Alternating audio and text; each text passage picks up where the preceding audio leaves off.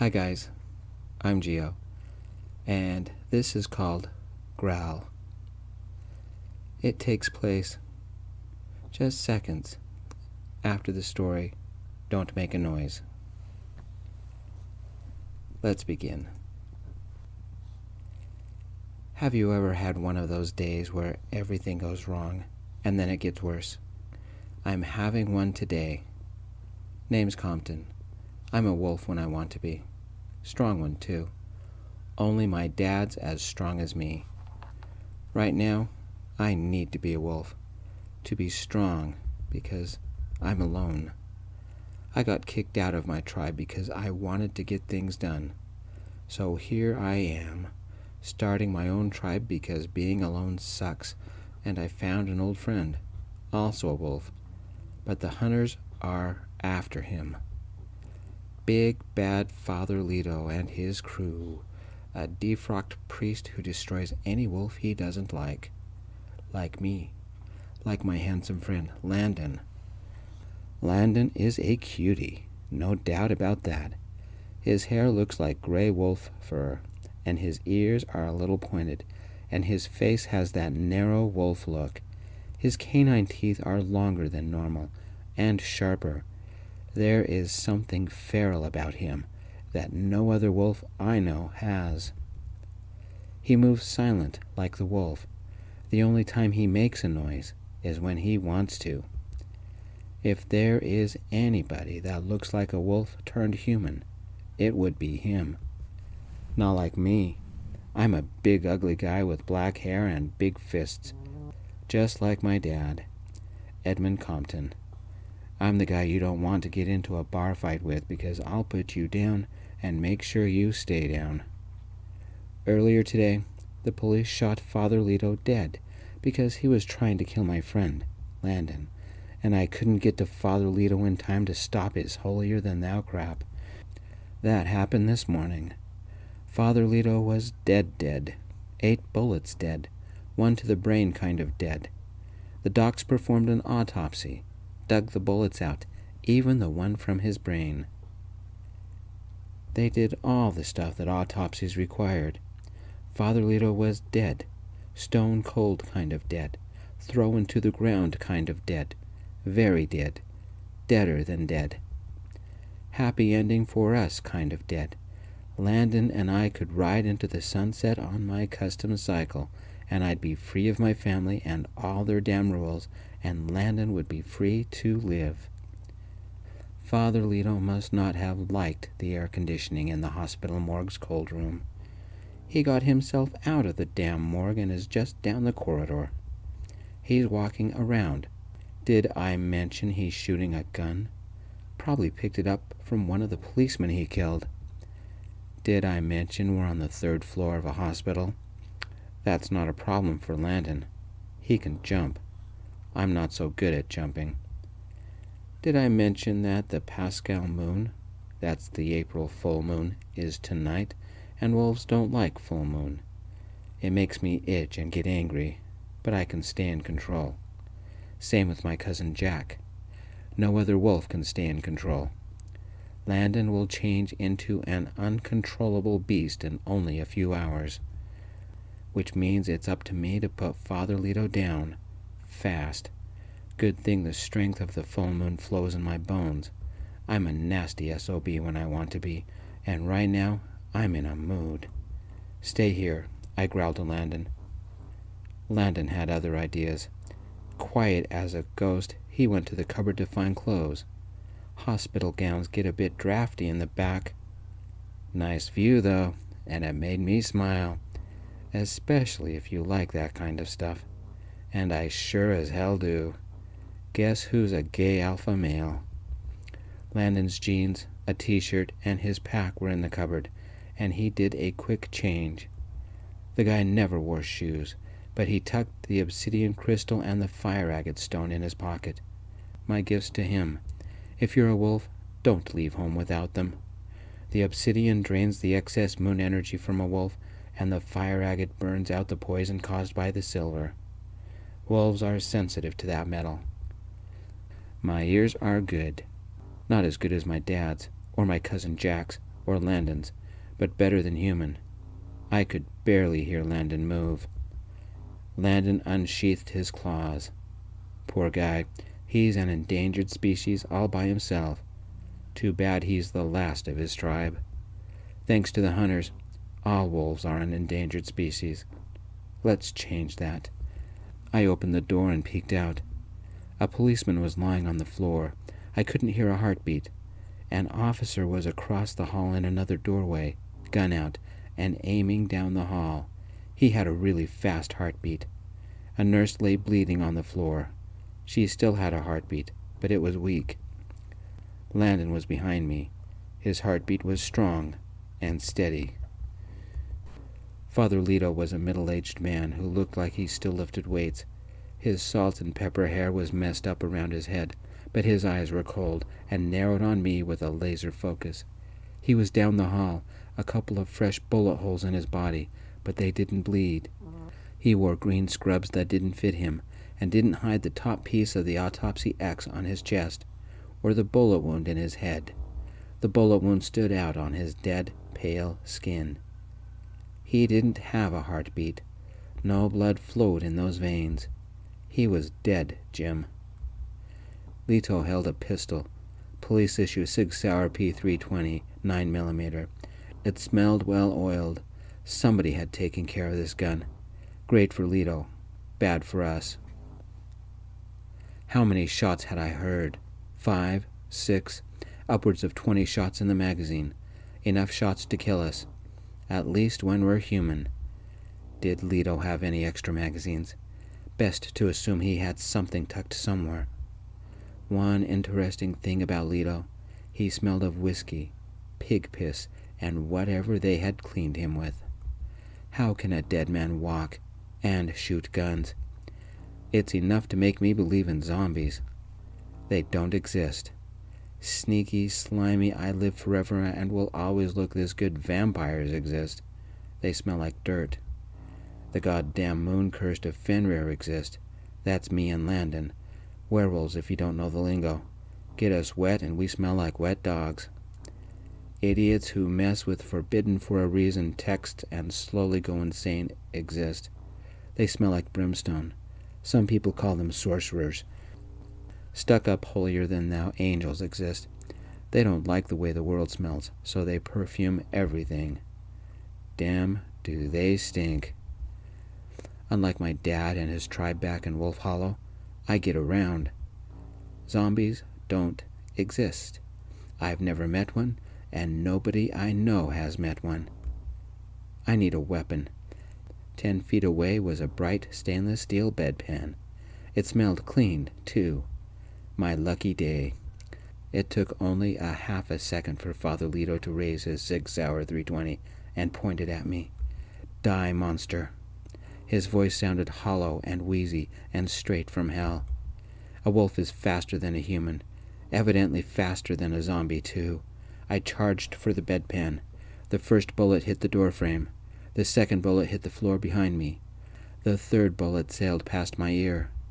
Pick up the pace, Compton. Father Leto is aiming too close, Landon whispered. I grabbed the bedpan and threw it with all my moon-cursed strength. It hit the renegade, undead, good-for-nothing ex-priest right smack in the middle of his chest with a satisfying metallic bonk. Bones crunched. Hail Mary that one, bitch. The good father fell backwards, but the gun didn't leave his hand. He fired. It hit a light, and good glory, the light sprayed sparks just like you see in those bad movies, and went out. I let a little bit of my wolf out, and pounced. It was only 15 feet. Even I can do that. Father Leto rolled out of the way and fired at me. Point blank. It wasn't silver, and I wasn't in wolf form. It hurt. One 9mm hit my left bicep. The other hit my chest, about 3 inches below my sternum. I backhanded Leto with enough force to snap his neck. It knocked Leto against the wall, hard enough to crush the plaster. I fell, bloody and hurting.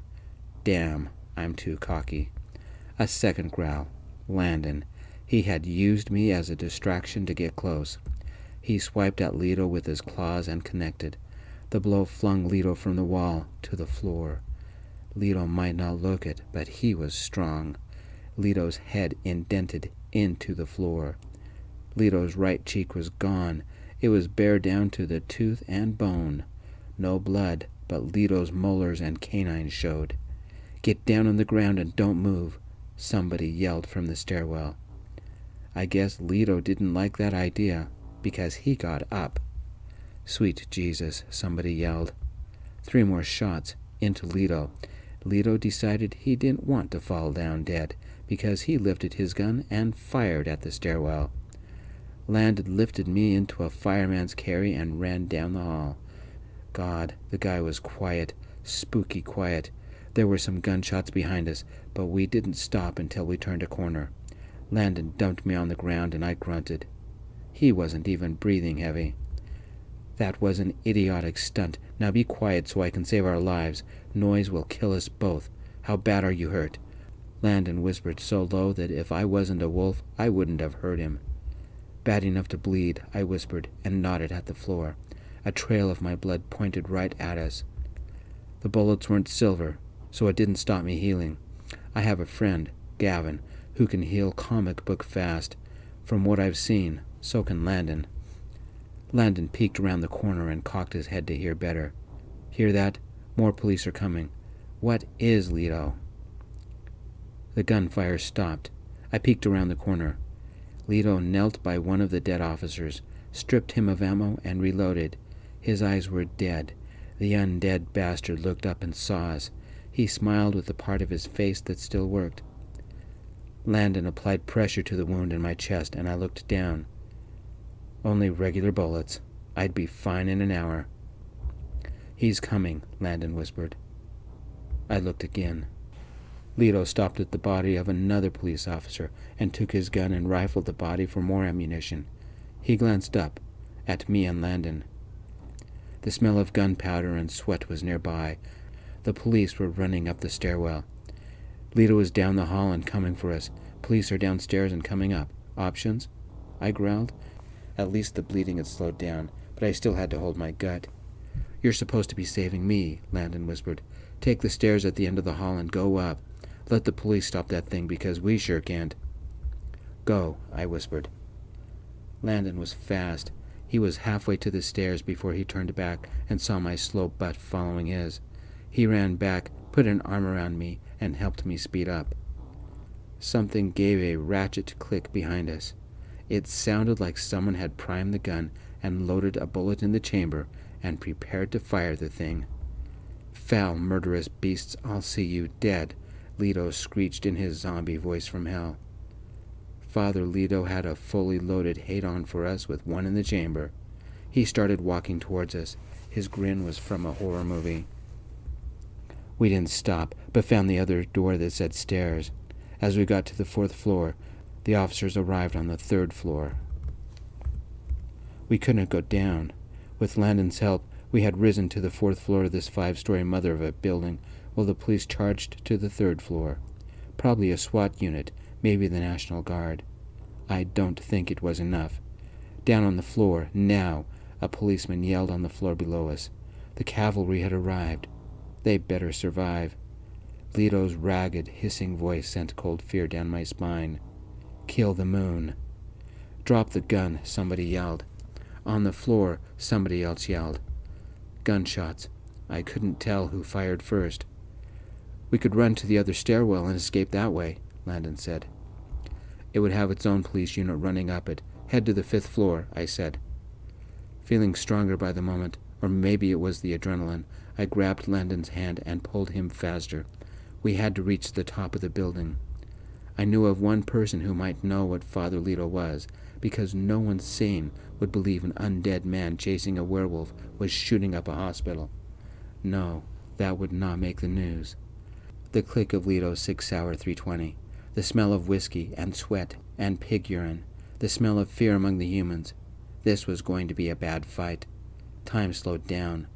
The clack as Leto's gun fired the bullet, the boom as the bullet left the gun, the plastic crack as the bullet hit something, maybe a shield, the soft groan of a man, the gentle slump as somebody fell back. A groan as somebody fell to the floor. Another boom. Then came the thwack as the bullet hit somebody's body armor. "Take him down," an officer yelled. The stairwell echoed with sudden gunfire, covering any noise Landon and I made. Correction, I made. Landon didn't make any. We ran up the stairs to the 5th floor, pushed through the door, and Landon looked for something to block the door. Fenrir wasn't kind. Landon couldn't find anything. We had seconds. I pulled my phone out of my pocket and did something I wish I didn't have to. I called my old tribe. What if Dad answered? Or the guy I bit? It rang. Once. Twice. Went to voicemail. I called again.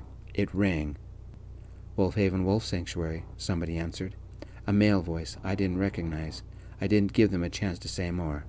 "Get me Anna," I yelled. Anna was Wiccan, a witch, and she knew more about the supernatural than anyone I knew. She was married to an aging wolf named Salvador. The gunshots blocked whatever the man said. Landon took my hand and we ran to the nearest nurse's station and ducked behind it. 2 women, wearing scrubs, cowered behind it. One was on her phone. The other had eyes as wide as a cement truck. She smelled of fear. "Yes," Anna said. "Father Leto is dead, but he's still alive. He's still hunting us. How? What stops him?" I yelled. "Who is this?" Anna said. "If you're not going to help, then you've killed Landon Knox and me," I said. She paused. "Wesley, this is only an idea, and it might be wrong. American Indians have a legend. If a man is filled with enough hate, he attracts a cannibalistic spirit called the Wetiko, and will not die.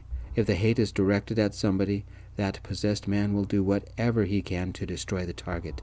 The curse can live on until the man's body rots away, and all that's left are hate-filled bones. Certain practitioners of the dark seek those bones as talismans, and use them in rituals to summon and trap angels." "I don't care about that. Guns won't stop it. How can we stop a Wetiko?" I said. The gunfire ceased somewhere below us. A man yelled, "Take the injured and fall back." Landon tilted his head and sniffed. "Father Leto is coming." I held my own obsidian crystal and muttered the ancient prayer. Fenrir smiled on me and hung up. Calling Anna had been useless, but it did tell me one thing. If Anna was right, a spirit possessed Father Leto's corpse. I can't fight a spirit, but Father Leto was still physical. That meant he was vulnerable. I allowed myself a smile. His gun couldn't harm a wolf. It's the full moon tonight, and I had the strength of the cursed silver. Time for some fun. "He's almost here. Run to the elevator and don't look back," I yelled to the women. They didn't move. "Landon, get them out of here," I screamed, and flashed my silver eyes. Landon understood. The woman did not. "Run," I ordered, but it was more of a howl. It spooked them, and they ran. Landon made sure they got out of here. I stripped, tucking my clothes and my obsidian safely away. Father Leto opened the door at the stairwell and stepped out. He saw me, his eyes narrowing into wells of pure bloodshot hate. The dreaded silver moon would rise in a few hours. I let its voice sing inside me, change me, bring out the wolf in my soul. I shifted to wolf form and howled. I've inherited what I am from my father. His family line, like Landon's family, was an old wolf line, and it always manifested in every generation. My father is a wolf. My grandfather is a wolf.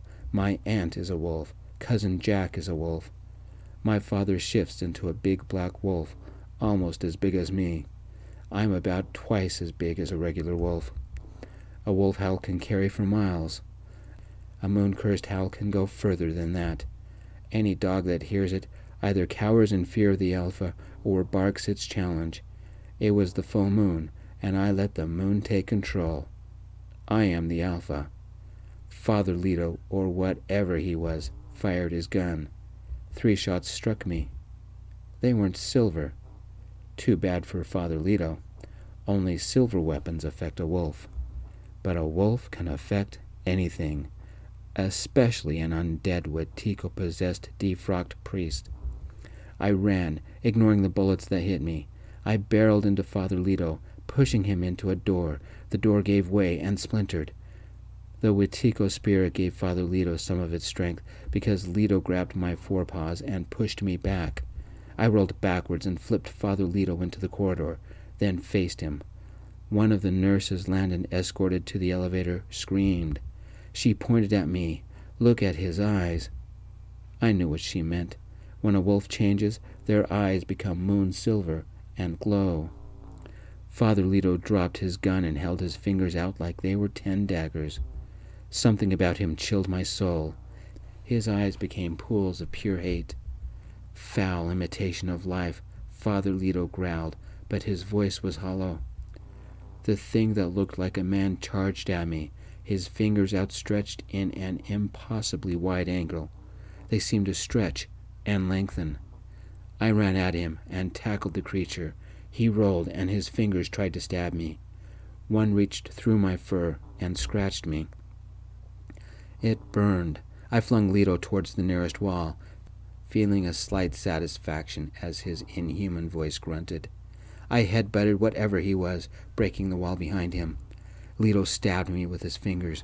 I ignored the burn and tossed the man against another wall.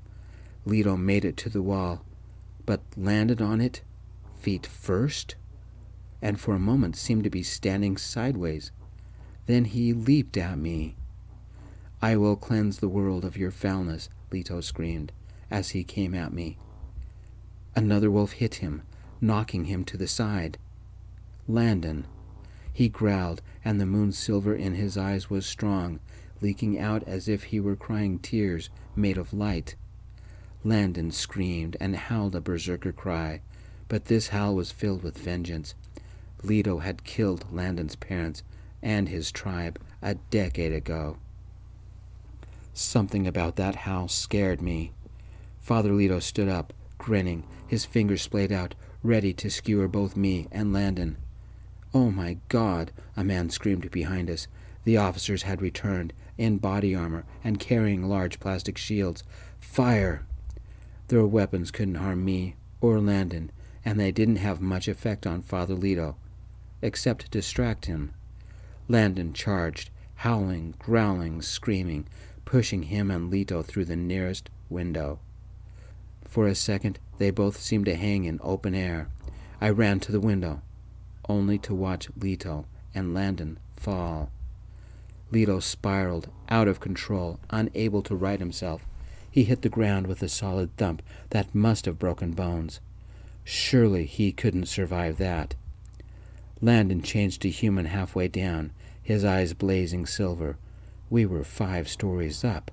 He can jump. It's one of his gifts, but not this high. He's not as strong as me, and he's been hiding as well for the last decade. I can't jump, not like he can. Fenrir, smile on Landon, I prayed. The guns clicked behind me. The officers were taking aim at me. One officer fired. It hit me, right on the shoulder, and fell off. The police backed away. It had no effect, a man yelled. He was probably the one that fired. I don't know what it is, but don't engage. If it attacks, shoot to kill. Animal control is on its way, an officer said. Oh God, we need a priest, another officer yelled. Like that would do you any good. I turned and looked at the officers, letting the full force of moon silver blaze in my eyes. I howled, forcing them to step back. If I changed to human and tried to reason with them, I'd be vulnerable to their guns. An officer crossed himself and whispered, "Hail Mary, full of grace." I growled, walked over to my clothes, and picked them up with my mouth. I found Landon's and picked those up too. "Don't get close to it," somebody said. A howl rose from outside. Landon. He was all right. I pattered to the window and I looked down. Father Leto was still squirming and struggled to sit up. I wonder what the humans will make of that. They shouted, pointed their useless guns at both Leto and at Landon, who had shifted back to a wolf. Landon looked at me and gave me a nod. He seemed to say, "Trust me." Leaping out of 5-story buildings is not a habit of mine, but if I was going to start a new tribe, and Landon needed a new family, It's time I learned to trust again. From this height, I would not land gracefully, and I could expect a broken leg. Or 4. I trusted Landon, and leaped. Landon could jump, and he did. In front of too many witnesses, he shifted from wolf to human and caught me mid-leap, and then landed on his feet, still holding me. In a second, he shifted back to wolf, and we ran. Regular wolves are pretty fast. Werewolves are very fast. The police couldn't keep up with us. We were 2 shadows that fled through the streets, running as fast as we could. Running free, running to freedom, running together. Landon knew all the secret places, and we made it to my cycle. We shifted to human in a nearby alley and dressed. "Thank you," Landon said. "Unless you've got a cage hidden in your bike, it's going to be bad in a few hours." "I can keep you safe if you trust me," I said. "I can control the change even during the full moon. I'll sit with you and keep you calm." "Only mates can do that, and we've only met," Landon said. "I know what it means," I said, leading Landon to my motorcycle. "Wolf's mate for life, and so would we. It doesn't mean a sexual union, but a spiritual one. It means our spirits will bond together. I will keep you safe from Moon Silver for as long as we both shall live. We'll be a family, of sorts, at least in spirit. Neither one of us will ever be alone." "A family?" Landon said. "Somehow Fenrir leads a wolf to their mate. I think he brought us together. Our kind is becoming rarer by the day, and if we don't band together for some kind of protection, our people will go extinct," I said. "I'm not perfect, but I can protect you. Will you travel with me? Let me watch over you? I know you don't know me, but we don't have time for a long courtship. The moon rises in hours, and this is the only way I can keep you safe. I've been alone for 10 years. I haven't dared trust anyone, but you're right. We're stronger as a family." "I accept," Landon said. We got the hell out of this town and put as many miles as we could before nightfall. Finally, we were safe. We found a burger joint outside some small town, ate, and just before the moon rose, we found a secluded clump of trees set back from the road. I unpacked a blanket, laid it down, and Landon stripped. I sat, and my new friend lay down with his head on my lap. What came next would be the hard part, because it meant surrendering a part of me that I never expected to give. I could control myself during the full moon. Landon could not. I would become his mate. Would Landon become the alpha? Would I still be able to shift? The moon rose, and Landon's eyes filled with moon silver. His body shifted, and he became a wolf. Landon growled. I reached out and placed a hand on his head. "Easy, Landon. I'm here."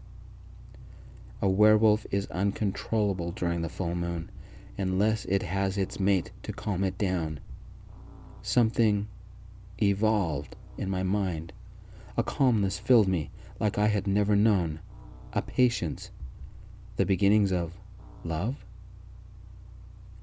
I became Landon's mate. Maybe gradually, over the next few months or years, we'd become boyfriends and lovers, but it was enough to watch over this wolf and keep him safe. Wolf's mate for life. I sat all night as human while Landon slept. I gently scratched his fur, watching over him as he snored. The full moon rose high into the sky, its evil silver light kept at bay. But the wolf inside me remained calm. Landon had become my mate as well. The anger inside me eased. I woke the next morning. Sometime during the night I had shifted to wolf, and I lay next to Landon, also in wolf form. We had kept each other safe during the night. Landon was awake, his eyes clear of moon silver. The full moon hangover made my bones ache, and my mouth tasted foul. I needed something meaty. Landon gave a playful groan and cocked his head to the side. His meaning was clear. "Let's go for a run." I gave chase as we ran into the dawn. Thank you, everybody, for listening. Peace.